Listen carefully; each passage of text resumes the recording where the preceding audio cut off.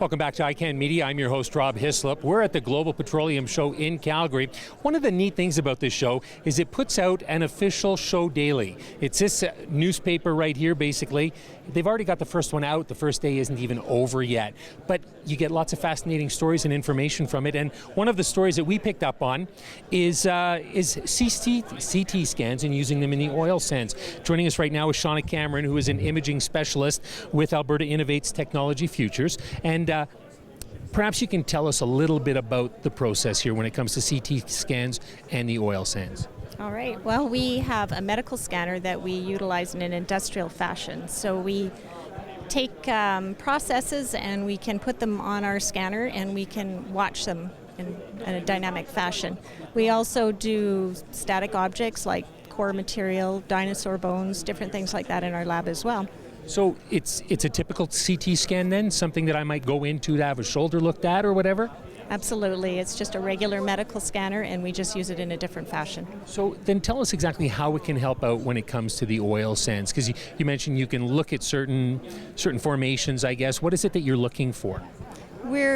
Typically we're doing different reservoir engineering processes, so we're just studying the way that they bring the oil out of the oil sands, and we're trying to do it a little bit better. So this allows us to look at it in a non-destructive fashion. We don't have to open it up in order to understand what's going on inside. So are you able to then tell where the oil deposits might be? Is that something that would come out of this, or I guess what would the outcome be in using a CT scan? Mostly it would be in understanding the processes a bit better, how to get it. Okay. Is this new technology?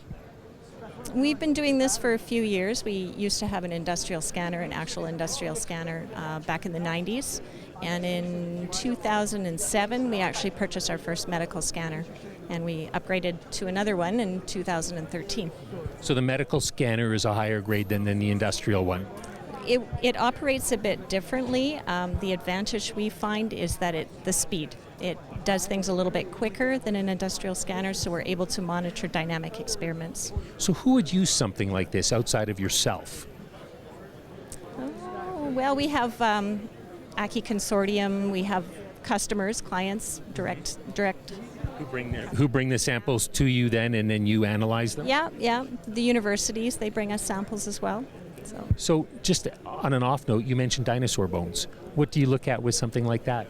We've done some work for a few people at the U of A. They've brought us some bones as part of their grad studies. And yeah. So what did you see? What did you look at? Well, we weren't really doing the analysis afterwards. We were just taking the images for them, and then they took the images away. Kind of a fascinating, diverse piece of equipment that you're able to use in a lot of different ways, obviously. Yep, absolutely. Do you see it being, I guess, used a little bit more in the future when it comes to the oil sands? Potentially. It has lots of different applications. Yeah, for sure. It's not something that you see a company going out and buying a CT scan for themselves? Some do. Some choose to do that. Yeah, you can use it for core characterization. So you can bring cores into the lab, scan them, and have a good look at things. So when you come to a show like this, and I don't see a CT scan here, how do you convince people that this is something that's worthwhile using? Well, we have some literature, and then I'm here to talk about it. And that's good enough to get the job done? Well, I hope so. Excellent. Thank you very much, Shauna. We've been chatting with Shauna Cameron here on ICANN Media.